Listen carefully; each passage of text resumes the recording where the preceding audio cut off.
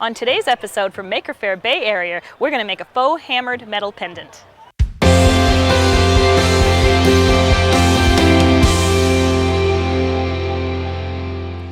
I've really enjoyed recently playing with metal stamps and trying some different things with them.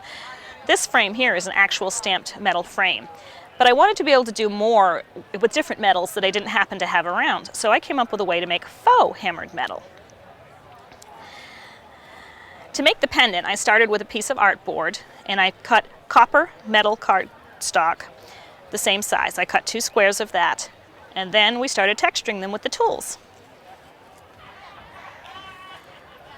Like you're working with real metal, I first hammered around the edge, and I went completely around the edge of the piece to give it a distressed look. Then I wanted to add my lettering, just like I would add on real metal.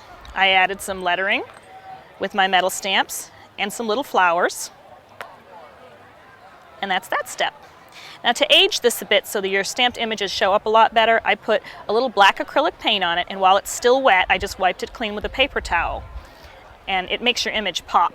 To embellish the pendant, I wanted to add some detail. To do that, because it's cardstock, I used craft punch and a die cut.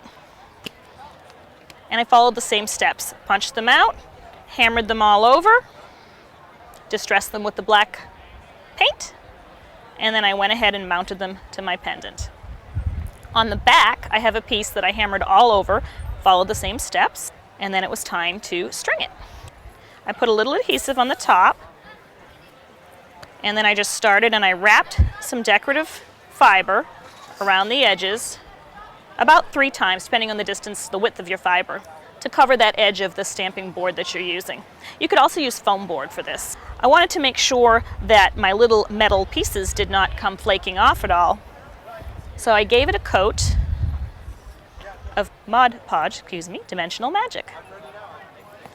Let that dry, and you have a faux hammered metal pendant. Looks like the real thing at a fraction of the time and cost. I hope you enjoyed this project, and remember to keep your eyes open for the next project on Behind These Eyes.